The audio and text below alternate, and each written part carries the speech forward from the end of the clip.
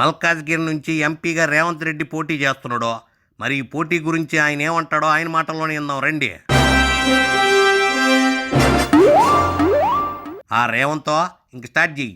శాసనసభ ఎన్నికలు జరిగినాయి, ఫలితాలు వచ్చినాయి. ప్రతిపక్షంలో ఉండి మాజీ శాసనసభ్యుడిగా అక్కడ ప్రజల తరఫున ఎప్పుడు పోరాటం చేస్తూనే ఉంటా. ఇప్పుడు పార్టీ మల్కాజ్గిరి పార్లమెంట్ నుంచి పోటీ చేయమని ఆదేశించింది.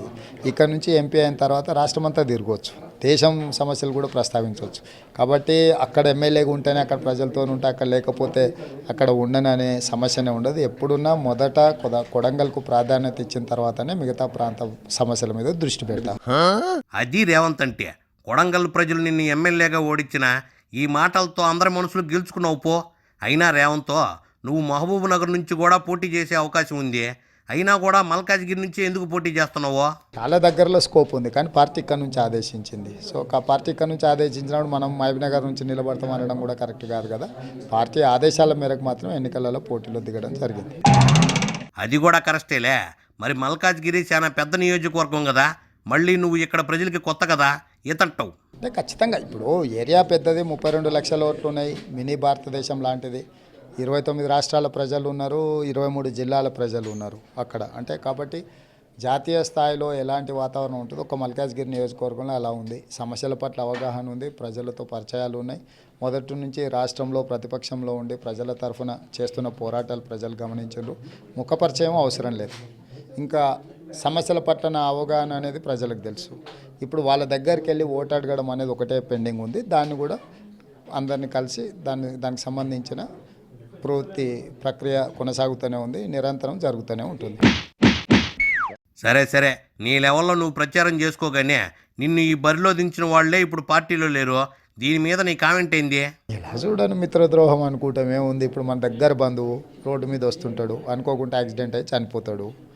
4 రోజులు బాధపడతాం, ఆ తర్వాత మళ్ళీ మన దినచర్యలలో పాల్గొనాల్సిందే కదా. కాబట్టి ఎన్నికలలో కొందరు రమ్మంటే రావడమో వద్దంటే పోవడమో కాదు. ఇక్కడ ప్రధానంగా కార్యకర్తలు ప్రజలు ఏం కోరుకుంటుందో దాని ప్రకారం ముందుకెళ్ళినప్పుడే మనం నాయకులుగా ఎదుగుతాం. భలే ఆన్సర్ చెప్పావు రేవంత్. కానీ మీ పార్టీ ఎమ్మెల్యేలు టీఆర్ఎస్కి పోతున్నారో, మాజీలేమో బీజేపీకి వెళ్తున్నారో, దీన్ని ఎట్టా చూస్తావో? కొత్త కార్యకర్తలకు కొత్త రక్తానికి అవకాశం ఉంటుంది. కొంత సీనియర్లు పోయినప్పుడు పార్టీ కొంత నష్టం జరిగినా దాన్ని పూడ్చుకొని మరింత ఉత్సాహంతో పోరాట పటిమతో ముందుకెళ్లాల్సిన అవసరం ఉంది. వాళ్ళ పరిస్థితులను బట్టి, వాళ్ళకున్న అవకాశాలను బట్టి వాళ్ళు నిర్ణయం తీసుకున్నారు.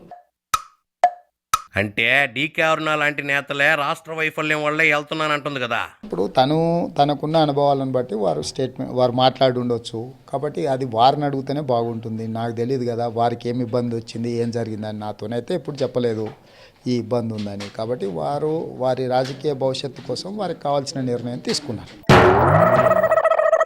సరేలే, ఎవరిష్టం వాళ్ళదే. మరి మల్కాజ్గిరి ప్రజలు నీకెందుకు కొట్టేయాలి అది కూడా చెప్పు. అంటే ఈరోజు మల్కాజ్గిరి నియోజకవర్గానికి ఒక వ్యాపారస్తుని ఎన్నుకుంటే ఏం జరిగింది? ఒక టీఆర్ఎస్ పార్టీ 16 గెలిస్తే ఆల్రెడీ 16 వాళ్ళ దగ్గర ఉన్నాయి. ఈ 5 ఏళ్లల్లో ఆ ప్రాంతంలో ఉండే కంటోన్మెంట్ రోడ్డు సమస్య పరిష్కారం కాలే, మల్కాజ్గిరిలో ఉండే రైల్వే బ్రిడ్జ్ల సమస్య పరిష్కారం కాలే, మిగతా ప్రాంతాలలో తాగునీటి సమస్య పరిష్కారం కాలే. ఈరోజు హైదరాబాదు, సికింద్రాబాదు, సైబరాబాదు అత్యధికంగా అభివృద్ధి చెంది పట్టణాల స్థాయికి ఎదిగినప్పుడు వీటికి ఆనుకొని ఉన్న మల్కాజ్గిరి ప్రాంతం గ్రామీణ ప్రాంతానికంటే ఇంకా వెనుకబడి ఉంది. ఇదిగో రేవంత్, మరీ నువ్వు చెప్పినంత వెనకబడి ఉందంటావా? ఇలాంటి పరిస్థితుల వల్ల సమస్యల పట్ల అవగాహన ఉండి చట్టసభలలో ప్రస్తావించి అత్యధిక నిధులు రాబట్టగలిగినోడు ఉండాలి.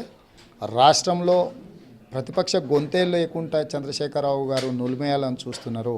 ప్రతిపక్షం ఉన్నప్పుడే ప్రజల యొక్క సమస్యలకు వేదిక అవుతుంది చట్టసభల చర్చకు. కాబట్టి ఇక్కడ ప్రతిపక్ష పాత్ర పోషించాలన్నా కేంద్రంలో పాలకపక్షం, ఎందుకంటే రేపు కేంద్రంలో యూపీఏ అధికారంలోకి రాబోతుంది. యూపీఏ అధికారంలోకి వచ్చినప్పుడు మాలాంటి వాళ్ళు సభలో ఉంటే అత్యధికంగా నిధులు రాబట్టడానికి అవకాశం ఉంటుంది. కాబట్టి విజ్ఞతతో ఆలోచన చేసి 32 లక్షలలో 60% యువత ఉన్నారు. యువత అనుకుంటే ఖచ్చితంగా కాంగ్రెస్ పార్టీ గెలుస్తుంది. వీళ్ళందరూ కూడా ప్రత్యేకమైన దృష్టి పెట్టి ఎన్నికలలో కాంగ్రెస్ పార్టీని గెలిపిస్తే 20 రోజులు కాంగ్రెస్ పార్టీ కార్యకర్తలు నాకు సమయం ఇస్తే రాబోయే 20 సంవత్సరాలు తెలంగాణ ప్రజల కోసం నిరంతరం సేవ చేయడానికి, వాళ్ళ సమస్యలు పరిష్కరించడానికి పోరాటం చేస్తూనే ఉంటా. ఈ అవకాశం ఇచ్చి ఆశీర్వదించి మల్కాజ్గిరి నుంచి పార్లమెంటుకు పంపిస్తే మల్కాజ్గిరి ప్రజల యొక్క ఆత్మగౌరవం తగ్గకుండా వాళ్ళు తలెత్తుకునే విధంగానే పార్లమెంటులో గుర్తింపు గౌరవం తీసుకొస్తా, నిధులు తీసుకొస్తా అని చెప్పి విజ్ఞప్తి చేస్తున్నాను. సరే రేవంత్, టీఆర్ఎస్ వాళ్ళు 16 ఎంపీ సీట్లు గెలిపించుకుంటాం అని చెప్తా వాళ్ళ, మరి దానికేమంటారు? ఇప్పుడు నేనేమో చిలక జోస్యాలు చెప్పను, హస్త సామాద్రికం చెప్పను, లేకపోతే జాతకాలు నాకు తెలియదు. లగడపాటి రాజగోపాల్ లాగా నేను సర్వేలు చేయను. ఈ ఎన్నికలల్లో టీఆర్ఎస్ పార్టీ పాత్ర లేదు. రాష్ట్ర స్థాయి ఎన్నికలల్లో అవకాశం వచ్చింది కేసీఆర్ను ముఖ్యమంత్రిని చేయడానికి ఓట్లేసాను. ఇప్పుడు జరుగుతున్న ఎన్నికలు ప్రధానమంత్రి ఎన్నికలల్లో నరేంద్ర మోడీ ఎన్డీఏ బీజేపీ నుంచి ఉన్నారు, రాహుల్ గాంధీ గారు యూపీఏ కాంగ్రెస్ నుంచి ఉన్నారు. వీళ్ళిద్దరి మధ్యలో పోటీ జరిగినప్పుడు ప్రజలు ఇద్దరిలో ఎవరికో ఒకరికి ఓటేయాల్సిందే తప్ప ఈ ఆటలోనే ఆటగాడు కానీ ఎక్స్ట్రా ప్లేయర్ లాంటోడు కేసీఆర్. బయట ఉండి బాల్ అందించట ఆయన ప్యాడ్లు కట్టుకున్నా ఇంకోటి కట్టుకున్నా ఏం ప్రయోజనం లేదు, గాడు పెట్టుకున్నా. కాబట్టి ఆయనకు ఓటు వేస్తే నిష్ప్రయోజనం అవుతుంది, నిరుపయోగం అవుతుంది. ఈ రెండు పార్టీలలో సమర్థవంతమైన నాయకునికి ఇస్తే ప్రాంతానికి మేలు జరుగుతుంది తప్ప ప్రజలు కూడా దీన్ని ఆలోచన చేసి విశ్లేషించుకొని ఓటు వేయాల్సిందిగా కోరుకుంటున్నాం. ఓహో, టీఆర్ఎస్ ఈ ఆటలోనే లేదంటున్నావు, అంతే కదా? సరే, ఎలక్షన్స్ రిజల్ట్స్ వచ్చాక మళ్ళీ వచ్చి కలుస్తారేమంతో. ఇంక బయలుదేరు. ఇదే ఇవాళ పిన్ కౌంటర్. మరో మంచి ఎపిసోడ్తో మళ్ళీ ఇదే టైంకి రేపు కలుద్దామా. అప్పుడు దాకా కీప్ వాచింగ్ ఐ న్యూస్.